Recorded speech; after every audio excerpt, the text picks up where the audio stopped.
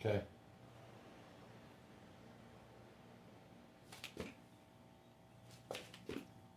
Hey. Okay, listen, we are halfway there. 20 questions, 10 answered. Today we're taking a break to do something a little bit different. Still answering questions, but they are viewer comments. How much fun is that? So there are two that I saw that I thought might be good to speak to. So I have seen these before, but just about an hour ago. So I haven't thought a lot about them. A little bit. Here we go.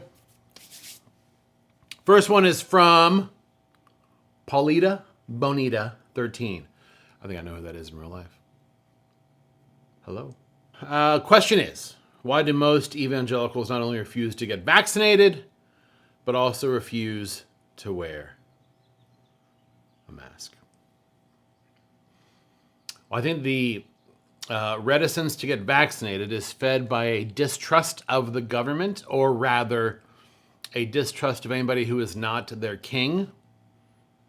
Their king being Donald, is it J? Donald J. Trump. That's their king.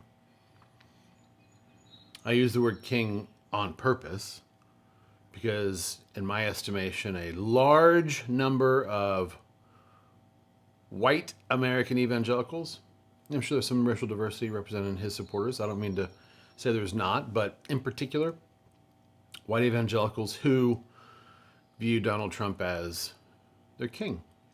They'll do whatever he says. God's anointed to lead.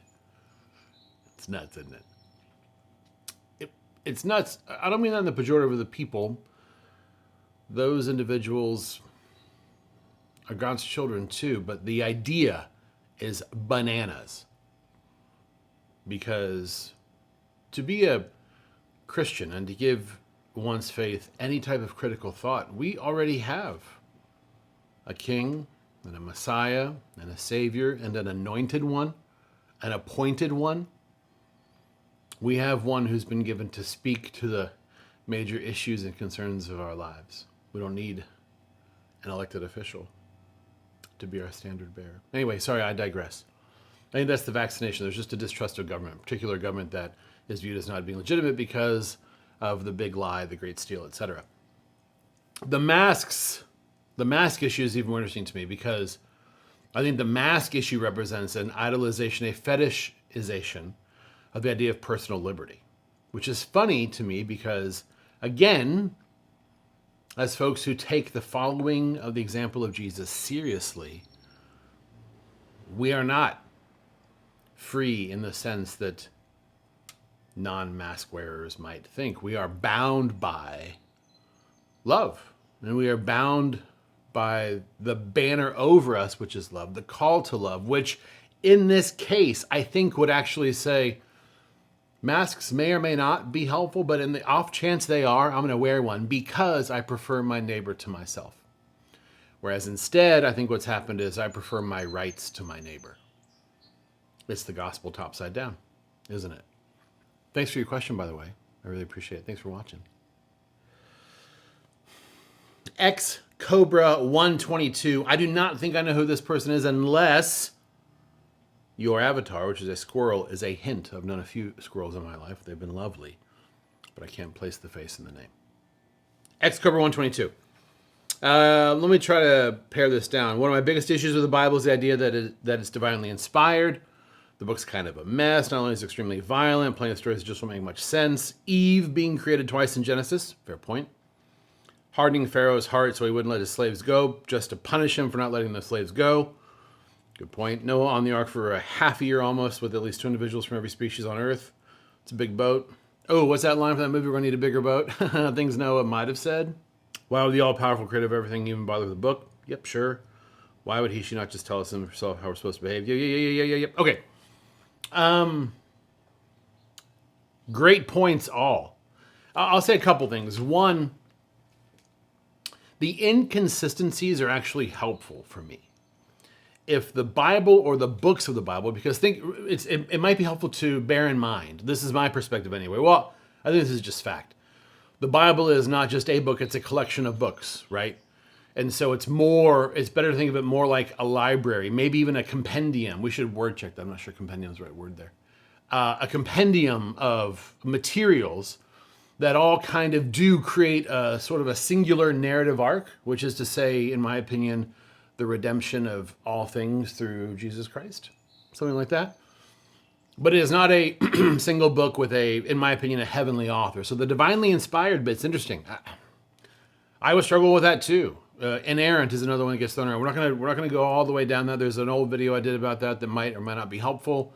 Maybe we'll revisit it. Maybe it's one of the next 10 questions. But what I would say is the Bible is a collection of writings by a bunch of different people who were experiencing God in their specific cultural and calendar context. And we're attempting to relate to a God that, I do believe this too, wanted to interact with them and with us, and wanted that interaction to make us different or better, or sort of like the best we can be. And I think you see something like a progression across the Bible of that not being very awesome and then getting a little bit better and then coming into really clear focus in the life and person and life of Jesus. So that's a little bit about like the contextually might be helpful.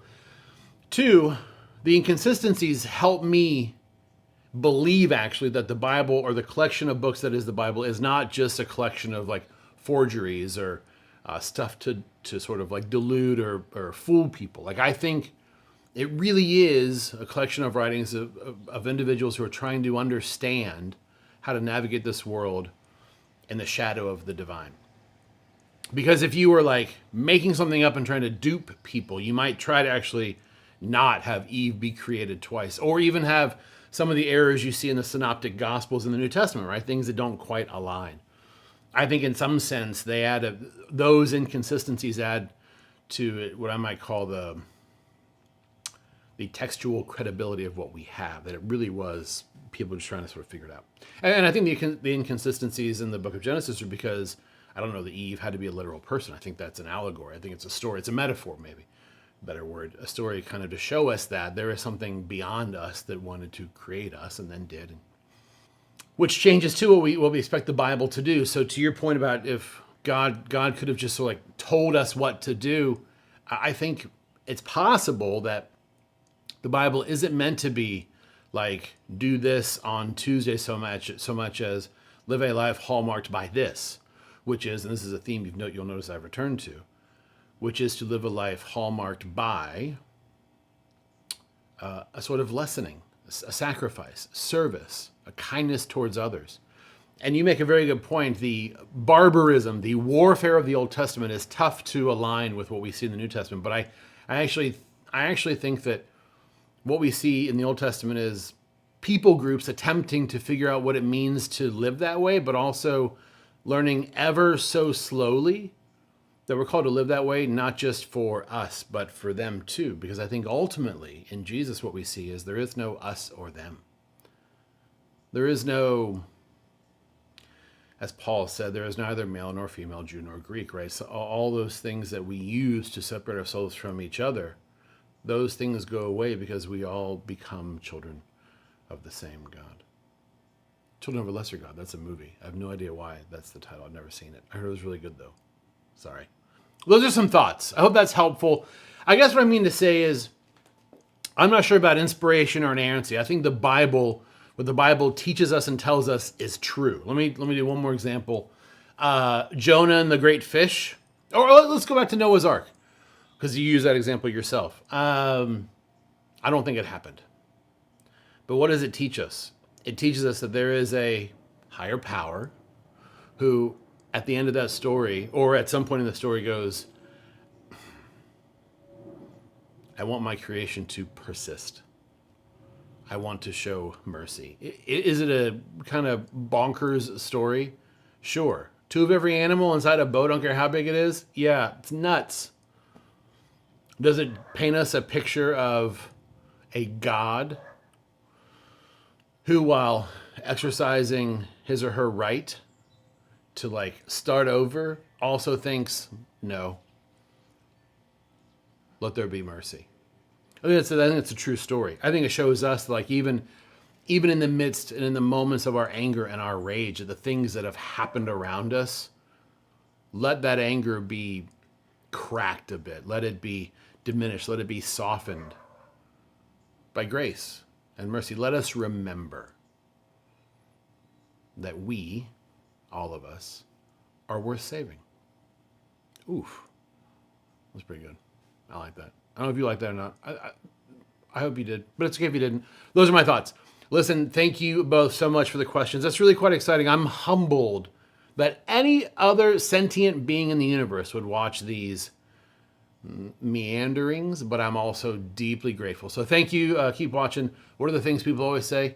What is it? Don't forget to, I don't even know what they are. Click below, follow, comment, and subscribe. Something like that. Whatever. Have a great day.